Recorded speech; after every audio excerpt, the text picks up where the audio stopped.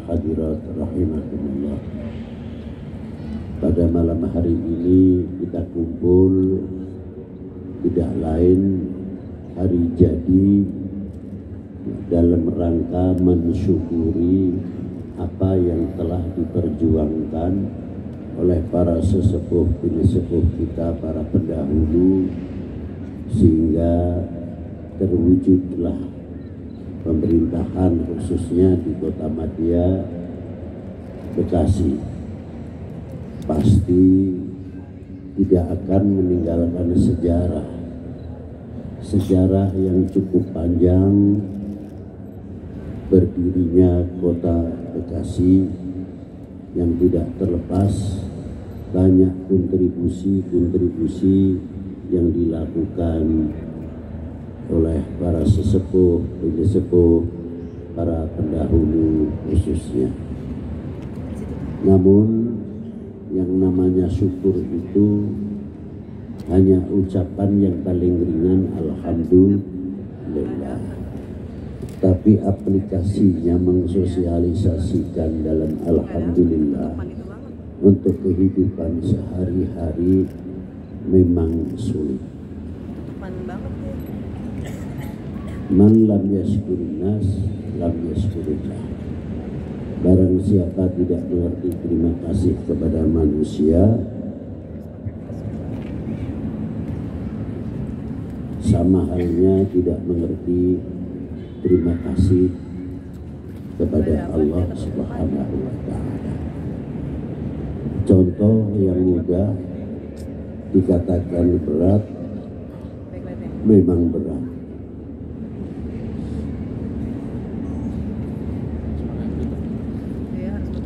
Satu contoh, bila seorang anak mengetahui tentang perjuangan bapak atau ibunya, di mana fasilitas pada waktu itu sangat terbatas. Sekarang saja yang kelihatan fasilitas sudah alhamdulillah sudah banyak terpenuhi dalam jalan-jalan raya, dalam jalan perkampungan yang sudah banyak diaspal. Itu diantaranya. Nah, orang tua kita dahulu sebelum ramai seperti sekarang ini, keterbatasan dalam kendaraan, sehingga perjalanan ekonomi pada waktu itu terbatas oleh ruang dan waktu. Bagaimana orang tua kita sebelum 1945, setelah 1945, setelah 1947-48 sampai 49, masa luar biasa, masa yang sangat prihatin yang dialami oleh para sesepuh kita dalam bidang pendidikan, dalam bidang ekonomi, dalam dunia pertanian sangat terbatas. Tetapi apa yang terjadi, yang dilakukan oleh bapak-bapak pendiri bangsa ini, setapak demi setapak melahirkan kemajuan walaupun dengan penuh kekurangan. Khususnya orang tua kita, dengan segala pengalaman yang telah ditempuh, dilalui, bagaimana mencarikan sesuap nasi, bagaimana dia mencari bekal untuk menyekolahkan anak-anaknya dari tingkat SR sebelum ada SD, SMP, SMA, pondok pesantren dan lain-lainnya, masih memerlukan keuangan untuk harapan orang tua ke depan, karena orang tua kita merasakan atas segala kekurangannya di zaman penjajahan. Bangsa kita itu dibatasi sekolahnya sampai kelas 3, asal bisa membaca, asal bisa menulis. Yang bisa sekolah sampai SR atau SMP lebih banyak dikenal HIS atau Milo, itu sudah dibatasi oleh pihak penjajah, terkecuali anaknya orang kaya tingkat camat dan selanjutnya. Kalau bukan anak-anaknya para beliau, tidak bisa sekolah HIS ataupun Milo. Namun orang tua kita tidak pernah merasa putus asa. Bagaimana cara membekali kepada regenerasi penerusnya supaya mampu menjawab tantangan umat dan tantangan bangsa pada waktu itu, bekerja keras dalam bidang ekonomi, terutama untuk membiayai anak-anaknya. Pada tahun 63 saya juga sudah banyak mengetahui, mengalami. Kalau dulu kita lihat di pasar Pabuaran, jam 1 malam itu sudah ramai. Kita lihat di Kuningan, 1:30 dari desa Winohaji ke kota itu membawa kupat, lepet, kuicang, dan lain sebagainya. Yang membawa banyaknya para ibu. Di Pekalongan sendiri, dari desa namanya Simbang, Tulis, itu jalan kaki 17 kilo ke kota Pekalongan hanya untuk menuju kapal pasar induk. Luar biasa perjuangan. Bahkan kalau beliau itu sendiri makan enak, diundang prasmanan atau apa, dia selalu mesti ingat kepada regenerasinya, kepada anak-anaknya, lebih-lebih terhadap cucu-cucunya. Begitulah perjuangan orang tua-tua kita, dari nol besar, nol kecil, sampai bisa membuat rumah untuk berteduh dari kepanasan atau dari kehujanan. Meningkat perjuangan beliau, maka bakti kita kepada para beliau yang telah menciptakan mahligai untuk anak keturunannya apa? Terima kasih kita kepada para beliau. Itu diantaranya. Coba kalau kita makan enak selaku generasi penerus, mempunyai keuntungan, makan di restoran dan sebagainya, ingat atau tidak kepada kedua orang tua? Walaupun 1 bungkus atau 2 bungkus. Lain daripada itu, ketika orang tua sudah tidak ada, ketika kita ziarah ke makam atau pusara beliau, apa yang pertama kali kita ucapkan selain tahlil, yasin, dan qiraat yang lain? Apakah kita pernah, wahai makku atau bapak, panjenengan dipanggil oleh Allah, kami belum sempat membahagiakanmu, semoga saya bisa membahagiakan. Kalau masih hidup, pantas. Kalau sudah tiada, bagaimana cara kita membahagiakan para beliau?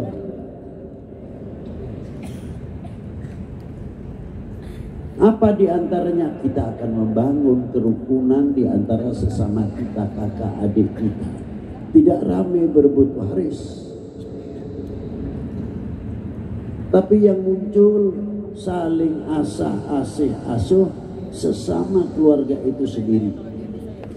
Bila mana ini kompak antara sesama kita, tidak mungkin pihak ketiga akan masuk hoax yang bikin pecah belah. Karena apa? Kita itu kompak. Itu baru rumah tangga. Dan bagaimana pada waktu itu perjuangan orang tua kita? Apa diantaranya bagaimana cara membangun rasa handarbeni, merasa memiliki kepada Republik dan bangsa ini? Dengan menggunakan cara filosofi yang sangat dalam. Sebab zaman penjajahan pada waktu itu, bila mana kita pasang merah putih, pasti tinggal pulang nama, insya Allah begitu. Tinggal pulang nama. Karena semuanya pasang bendera penjajah, instansi pemerintahan Hindia Belanda, ini satu lain sendiri pasang merah putih. Tidak lama umurnya. Tapi orang tua kita tidak kalah akal. Bagaimana cara menanamkan merah putih di dalam setiap rumah? Di antaranya apa? Ada sedekah bumi, ada sedekah laut. Memang kalau kita melihat satu sisi yang negatif, ya bisa saja salah. Tapi kita lihat yang positif. Intisarinya sedekah bumi, sedekah laut itu apa? Intisarinya adalah cinta tanah air.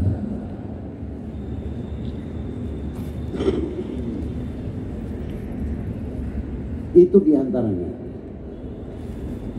Ditutup dengan wayang, ada lagi dengan kepala kerbau dibuang ke laut. Itu penutup belaka. Supaya apa? Supaya penjajah tidak selalu mengawasi kita. Dianggap itu culture, satu budaya. Itu pandainya sesepuh kita. Tapi kalau kita lihat, maaf saja, kita ambil dari laut dulu. Laut itu kalau musim kemarau itu berapa juta kubik per detik masuk ke laut. Kalau musim hujan berapa miliar kubik per detik. Karena laut itu mempunyai jati diri, mempunyai harga diri, mempunyai kehormatan. Setiap limbah yang masuk ke laut tidak cuma diterima, tidak cepat diterima. Paling hanya 3 mil, 4 mil. Kalau itu tengah-tengah jernih, tidak terpengaruh kuningnya, limbah dari banjir itu sendiri. Itu hebatnya. Minggir semuanya, maka pantai itu banyaknya kotor. Karena apa? Yang akan merusak air laut dihempas oleh gelombangnya. Mampu. Yang kedua, air yang masuk ke laut rata-rata airnya tawar. Sekian juta kubik atau sekian miliar kubik per detik. Tapi anehnya, laut tidak mudah tergoyahkan dengan air tawar. Air laut asin tetap asin, tidak tergoyahkan sama sekali. Saya bangga kalau menjadi Indonesia yang demikian tidak mudah diadu domba, tidak mudah dibenturkan sesama kita.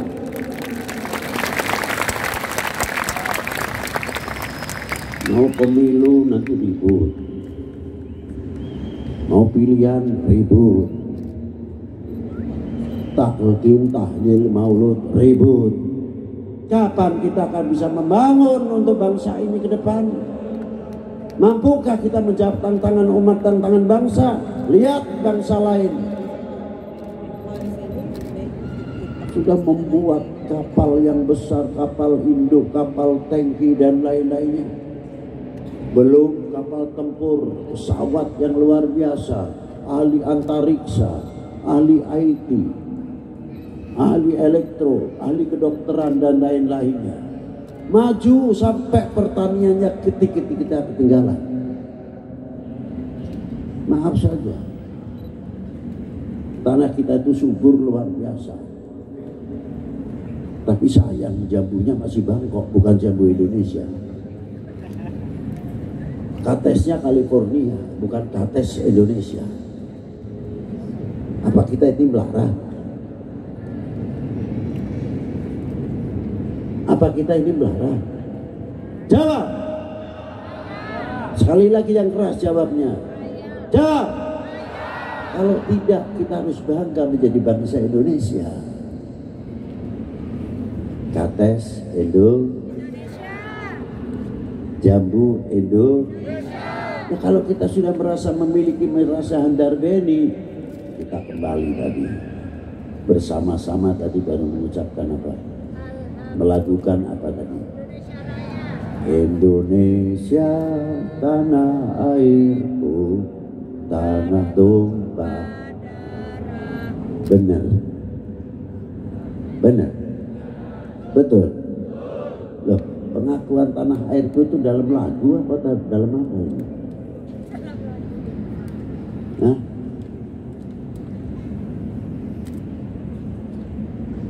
Loh, maaf saja ya tadi. Pengakuan ini dalam lagu atau kehidupan untuk kehidupan sehari-hari kita bangga menjadi bangsa Indonesia.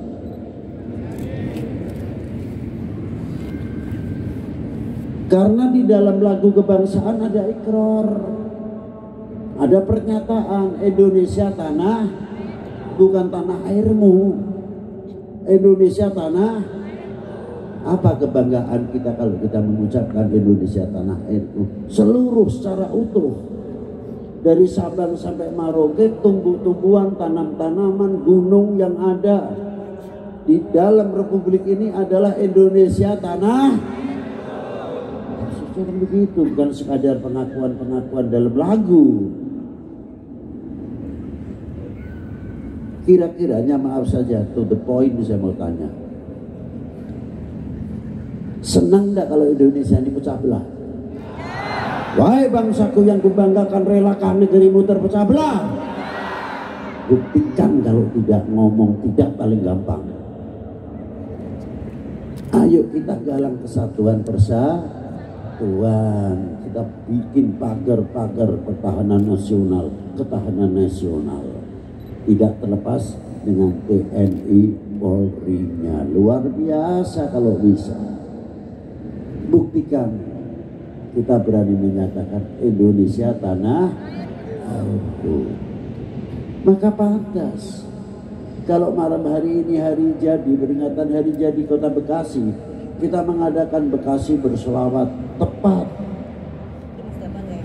Kira apa? Karena di dalam sholawat itu sendiri sangat berhubungan di antara sesama kita. Apa di antara isinya? Innallaha wa malaikatahu yusholluna 'alan ya ayyuhalladzina amanu shollu wa sallimu taslima. Ini hebat pernyataan innallaha, hebat. Kalau segi grammar tahu, nahwunya luar biasa. Allah Ta'ala berselawat kepada baginda Nabi. Nah, selawatnya Allah Ta'ala kepada Rasulullah berbeda yang diberikan kepada para anbiya terdahulu.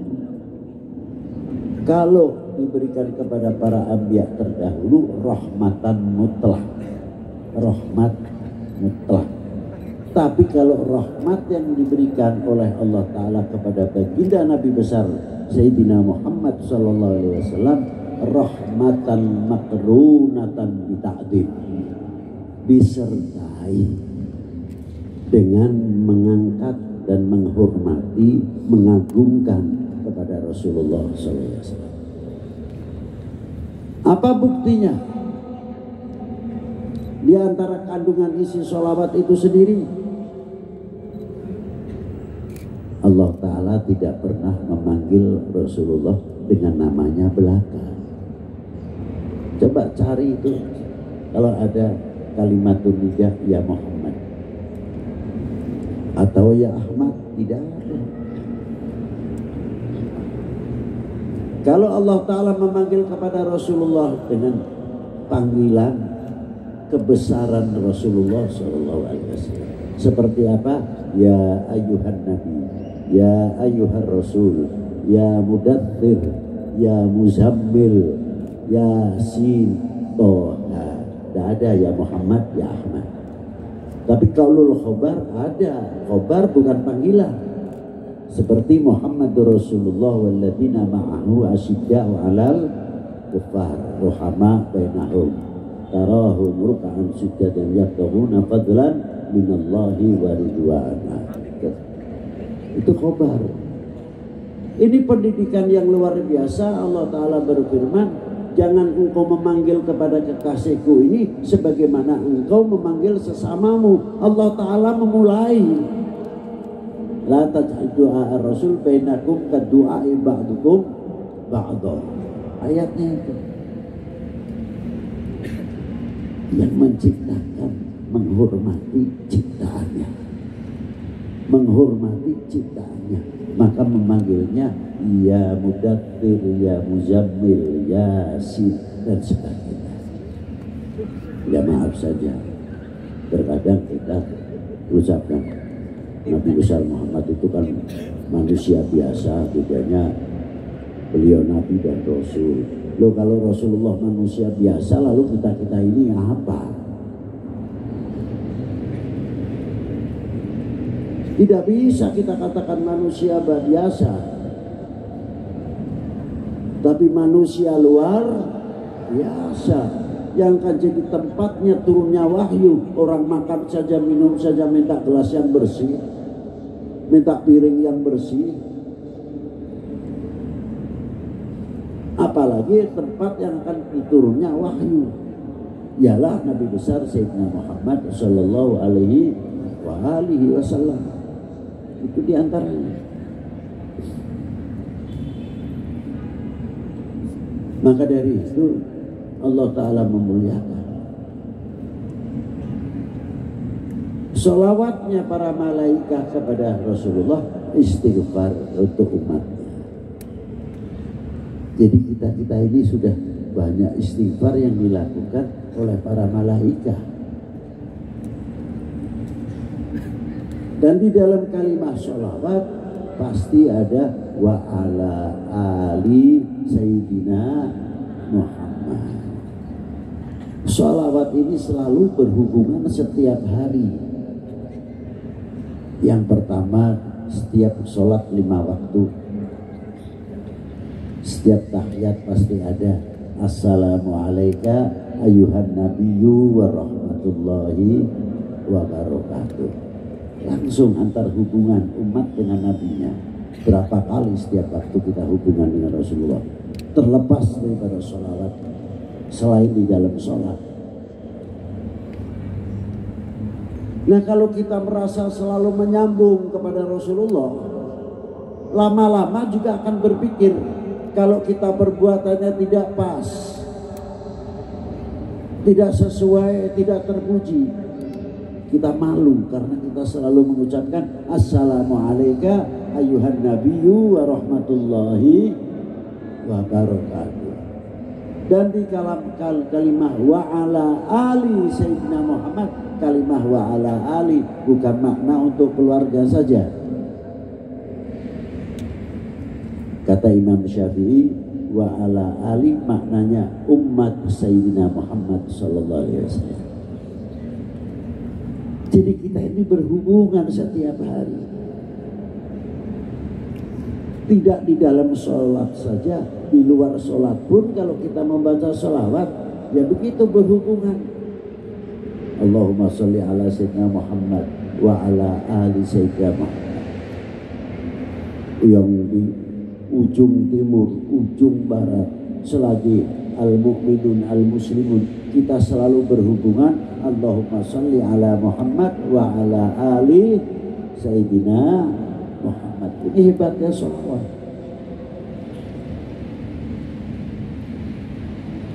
Dan di antara kota yang kota satu sama yang lain juga sama berhubungan dengan sholawat itu sendiri. Nah, kalau kita sudah merasa kulluhum ihwani, semua adalah saudara kita, al-mu'min akhul mu'min, al-muslim akhul muslim, apa harapan kita dalam menyambung tali persaudaraan? Pasti kita akan menjaga jangan sampai menyakiti di antara sesama kita.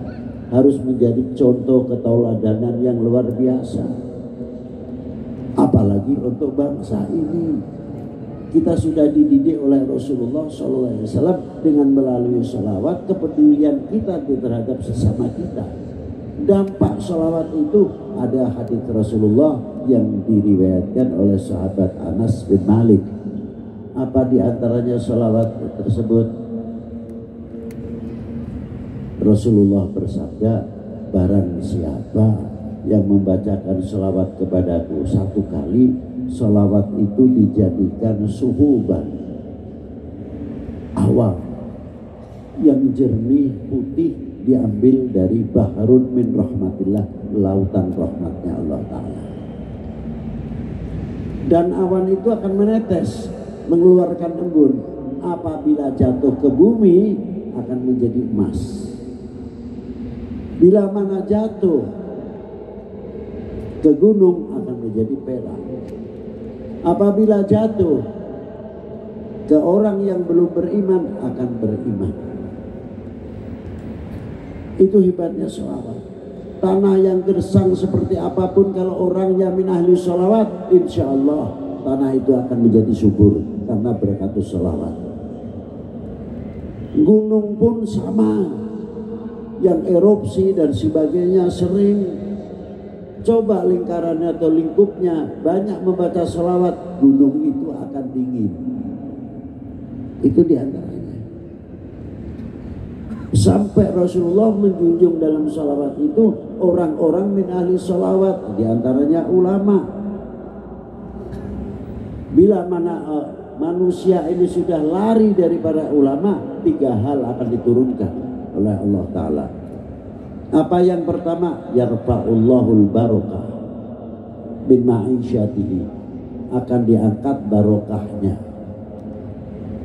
dari perdagangannya dan pertaniannya. Kalau orang itu sudah jauh dari ulama, buminya pun yang diinjak ikut gersang, gunung pun ikut gersang. Karena apa? Kita menjauhi dari para ulama as-sholihin, ulama yang soleh. Itu diantaranya. Nah, sholawat Nabi yang lebih apalagi. Maka pentingnya sholawat. Mari kita, apa yang dimaksud emas di bumi ini? Ya diantaranya jatuh kepada kita ini mampu tidak menjadi emas atau perak-perak, pendingin umat, pendingin bangsa ini, bisa menjauhkan dari segala benturan, dari segala provokasi yang akan memecah belah bangsa ini atau umat ini khususnya. Coba kalau kita rukun, kompak dan sebagainya, rahmatnya Allah Ta'ala akan turun. Coba kalau kita selalu pecah belah, jangan tanya, mana mungkin akan barokah. Maka dengan adanya sholawat kepada Rasulullah malam ini, dengan bekasi bersolawat, kita tumbuhkan kembali sholawat ini di perkampungan-perkampungan, musola-musola, supaya apa? Segera turun emas dari Allah Ta'ala, perak-perak dari Allah Ta'ala akan menjadi subur dan menjadi kebangkitan ekonomi dan pertanian, sehingga anak-anak soleh, anak-anak kita menjadi hamba Allah yang soleh. Apa sih pentingnya mahabbah? Cinta itu penting sekali. Jangan dikira apa. Kalau kita cinta sesama manusia, cinta sesama umat, tidak mudah akan dibenturkan. Dan orang yang mencintai itu tidak mudah akan membuka aibnya orang yang dicintai. Ada suami istri, tidak mungkin suami yang betul-betul mencintai istrinya akan membuka aibnya suami istrinya, tidak mungkin. Atau sebaliknya, kalau istri yang mencintai benar-benar kepada suami, ya tidak mungkin akan membuka aibnya suaminya. Begitu pula kalau kita cinta bangsa dan cinta tanah air, tidak mungkin akan menjelekkan bangsa sendiri, karena kita mencintai. Maka benar sabda Nabi SAW, apa? Kadar bobot iman seseorang adalah tergantung cintanya kepada aku. Kalau cintanya kepada aku luar biasa, imannya orang itu akan luar biasa. Tapi kalau imannya melentur, berarti orang itu kecintaannya kepada Rasulullah melentur. Terkadang pengetahuan dengan hadis tersebut bisa dibalik oleh oknum yang sengaja ingin melihat perpecahan umat beragama, khususnya umat Islam, atau senang perpecahan bangsa ini. Artinya dibalik, oh kalau begitu, kalau ingin memecah belah umat beragama khususnya Islam, jauhkan kecintaan umat ini kepada tokoh agamanya dan khususnya tokoh umat Islam. Kalau sudah jauh dengan para ulamanya atas kecintaannya, paling gampang dibenturkan. Begitu pula bagaimana cara menghancurkan bangsa ini, jauhkan kepercayaannya kepada pemerintahnya, kemampuan kebangsaannya, jauhkan kepercayaannya kepada TNI-nya, jauhkan kepercayaannya kepada Polri-nya, cari kelemahan-kelemahan, apa yang kecil-kecil diorbitkan. Tapi ketika kita duduk bersama dengan TNI, Polri, pemerintah, ulama, seperti malam hari ini, jarang diorbitkan. Lucu kan? Tapi ada kesalahan kecil, diorbitkan luar biasa. Itu cara gembosi bagaimana kecintaannya bangsa ini kepada bangsanya, kepada pemerintahnya, kepada TNI Polri-nya. Tapi bagi orang-orang yang mencintai luar biasa, tidak mungkin akan digoyahkan karena kecintaannya, lebih-lebih akan membuka aibnya saudara kita sebangsa.